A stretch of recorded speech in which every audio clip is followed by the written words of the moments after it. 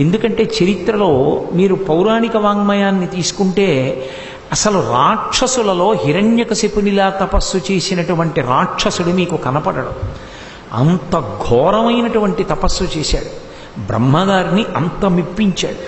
అంత మెప్పించినటువంటి వాడు ఈ కోరిక కోరకుండా శంకర భగవత్పాదులు శివానంద లహరిలో చెప్పినట్లుగా నాకు ఏమీ అక్కర్లేదయా, వటుర్వా గేహీవా యతిరపి జటీవా తదితరో నరో వా యక్కశ్చిద్ భవతు భవ కింతేన భవతి యదీయం హృత్పద్మం యది భవదధీనం పశుపతే తదీయస్త్వం శంభో భవసి భవభారంచ వహసి అంటారు.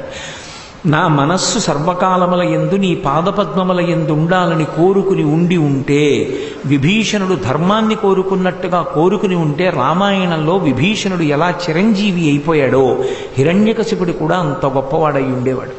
కానీ నోటితో చెప్పడానికి పనికొచ్చిన వేదాంతం అనుష్ఠానం చేయడానికి పనికి రాకపోతే, తన ధర్మాన్ని తాను అనుష్ఠించకపోతే దాన్ని మెట్ట వేదాంతం అని పిలుస్తారు. అది మంచి పద్ధతి కాదు.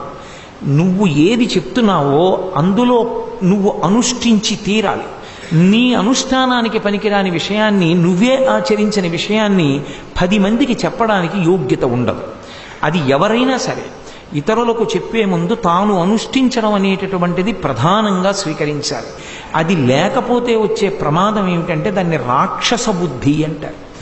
ఆ పాండిత్యం దేనికి పనికొస్తుంది అంటే ఇతరులకు చెప్పడానికి పనికొస్తుంది. అప్పుడు దానిలోకి ఏది ప్రవేశిస్తుందంటే అది ఒక కర్తవ్యంగా, అది ఒక సంతోషంగా, అది భగవన్నామ సంకీర్తనంగా, ఒక పౌరాణిక వాంగ్మయాన్ని ఆవిష్కరించడంగా కన్నా కీర్తి కండూతి ఎక్కువైపోతుంది. అలా చెప్పడం వల్ల ఏదో కీర్తి వస్తుందన్న తాపత్రయం పెరిగిపోతే వ్యక్తే శాశ్వతం కానప్పుడు కీర్తి ఏమి శాశ్వతం? అది